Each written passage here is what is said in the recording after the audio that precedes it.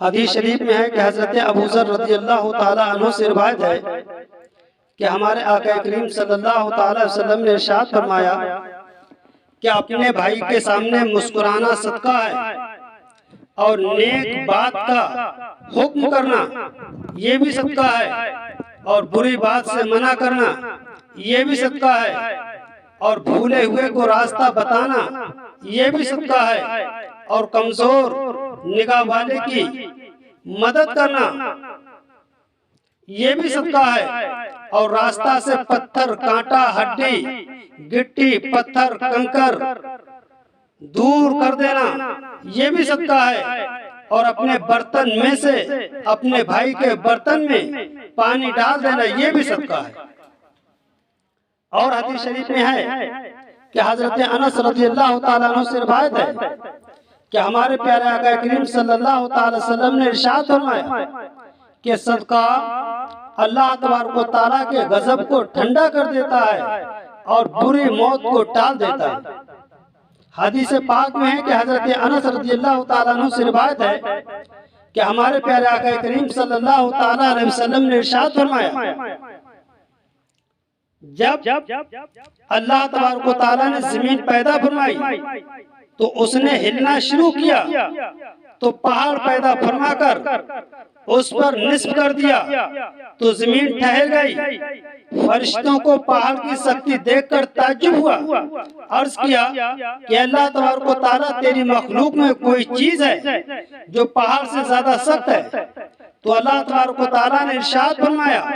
ہاں لوہا ہے۔ تو فرشتوں نے عرض کی مولا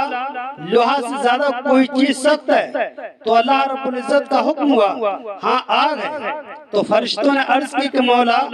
آگ سے زیادہ بھی کوئی چیز سخت ہے؟ تو پروردگار عالم کا حکم ہوا ہاں پانی ہے۔ پھر فرشتوں نے عرض کی کہ مولا پانی سے زیادہ بھی کوئی چیز سخت ہے؟ تو ارشاد فرمایا ہاں ہوا ہے۔ تو پھر فرشتوں نے عرض کی کہ مولا ہوا سے زیادہ بھی کوئی چیز سخت ہے؟ تو اللہ رب العزت نے ارشاد فرمایا ہاں ابن آدم علیہ السلام کا داہنے ہاتھ سے صدقہ کرنا اسے بائیں ہاتھ سے چھپاتا ہے، یہ سب سے زیادہ وزندار ہے، یہ سب سے زیادہ سخت ہے۔ تو معلوم ہوا کہ صدقہ کرنا بہت اچھا کام ہے، بہت عمدہ کام ہے۔ حدیث شریف میں حضرت معاذ رضی اللہ تعالیٰ عنہ سے روایت ہے کہ ہمارے پیارے آقا کریم صلی اللہ تعالیٰ وسلم نے ارشاد فرمایا صدقہ گناہوں کو ایسے دور کرتا ہے جیسے پانی آگ کو بجھاتا ہے۔ صدقہ آدمی کی عمر کو بڑھا دیتا ہے، صدقہ دشمن سے بچنے کا بہترین ذریعہ ہے، صدقہ بڑی سے بڑی بیماری کا علاج ہے۔ ایک دن کا واقعہ ہے کہ اللہ تبارک و تعالیٰ کے ولی حضرت انوار احمد قادری فرماتے ہیں کہ میرے پیر مرشد عالم بعمل حضرت مولانا بدر الدین احمد قادری رضوی رضی اللہ تعالی عنہ نے مجھ سے یعنی انوار احمد قادری سے فرمایا کہ میرے ساتھ چلو، ایک بیمار کی تیمارداری کے لیے چلنا ہے۔ مرشد کامل کا حکم ہوا۔ حضرت انوار احمد قادری فرماتے ہیں کہ میں اپنے پیر مرشد کے ساتھ روانہ ہوا، اس گھر پہنچے جہاں بچہ سخت بیماری میں مبتلا ہے۔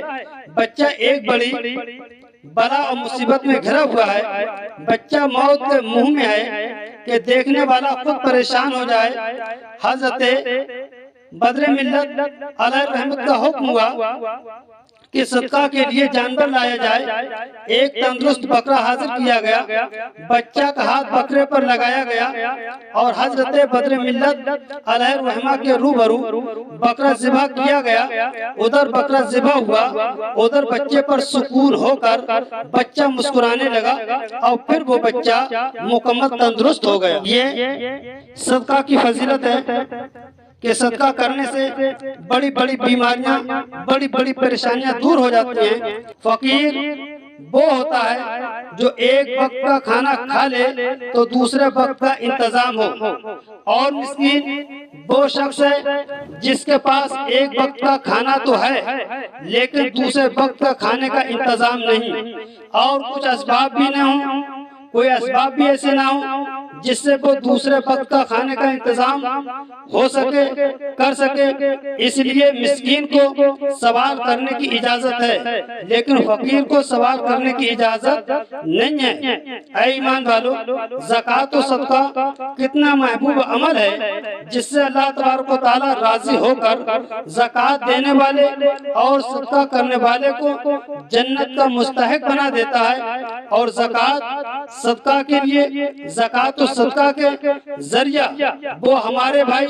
جو غریب ہیں ان کی مدد بھی ہو جاتی ہے، جس سے غریب مسلمانوں کی دعائیں ملتی ہیں، روزی بڑھتی ہے، بلا بیماری ٹل جاتی ہے۔ لیکن ہم پر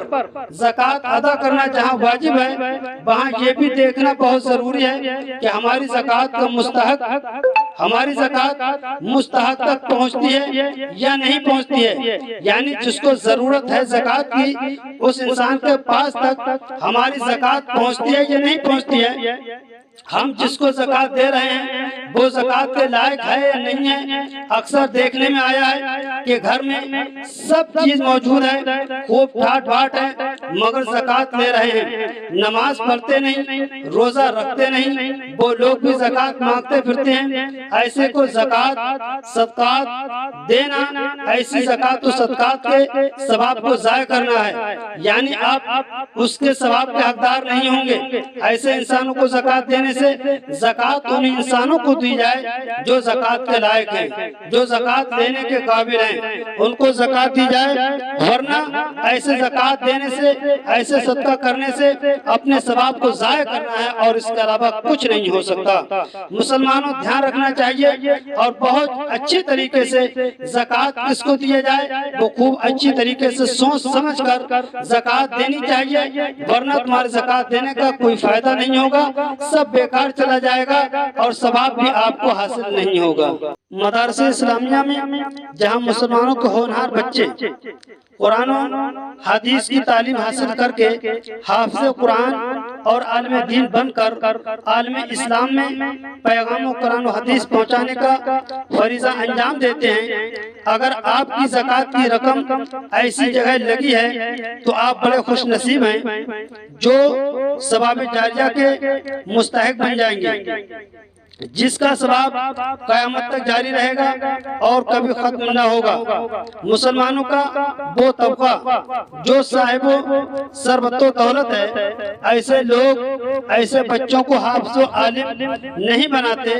اگر کسی امیر کا بچہ حافظ یا عالم بن گیا ہے تو خدا تعالیٰ کا انعام کہا جائے گا۔ مدرسہ میں پڑھنے والے اکثر طلبہ غریب اور یتیم ہی ہوتے ہیں، اگر آپ کی مدد سے مدرسے میں زکوٰۃ و صدقہ یا عطیہ کی رقم ہوگی تو آپ کو معلوم ہونا چاہیے کہ اس کے ثواب کی کوئی مقدار نہیں ہے۔ آپ کو کھانا کھلانے کا، پانی پلانے کا ثواب اور کپڑے پہنانے کا ثواب، بیماری کا علاج کرانے کا ثواب، اور یہ بچے مہمان رسول صلی اللہ تعالیٰ علیہ وسلم ہیں، ان کی خدمت کا ثواب، اور سب سے بڑا اجر و ثواب یہ ہوگا کہ آپ کی مدد تعاون سے مدرسے کے طلبہ حافظ قرآن عالم دین بن رہے ہیں، جن کا اجر و ثواب کبھی ختم نہ ہوگا۔ بے شمار مثالیں موجود ہیں ایسے لوگوں کی جنہوں نے مدرسے کے ساتھ محبت کی اور مہمان رسول صلی اللہ تعالی وسلم یعنی طلبہ کے ساتھ مدد اور خدمت کی۔ ان کی دولت و عزت میں اللہ تبارک و تعالیٰ نے،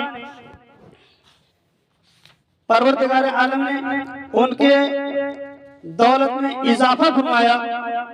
اور ان کی آنے والی نسلیں بھی نعمت و دولت سے مالا مال رہ رہی ہیں۔ لہٰذا میری گزارش ہے اور وقت کا تقاضا بھی ہے کہ ہم مسلمان اپنے مال و دولت کی زکوٰۃ کا اکثر حصہ مدرسے اسلامیہ میں دے کر اسلام و سنت کو مضبوط بنائیں اور قرآن و حدیث کی تعلیم کو گھر گھر پہنچانے میں مدد کریں اور حدیث شریف کے مصداق بن جائیں۔ میرے آقا کریم صلی اللہ علیہ وسلم کا فرمان عالی شان ہے کہ جس شخص نے میری ایک حدیث دوسرے تک پہنچائی یا پہنچانے والے کی مدد کی، وہ شخص جنت میں میرے ساتھ ہوگا۔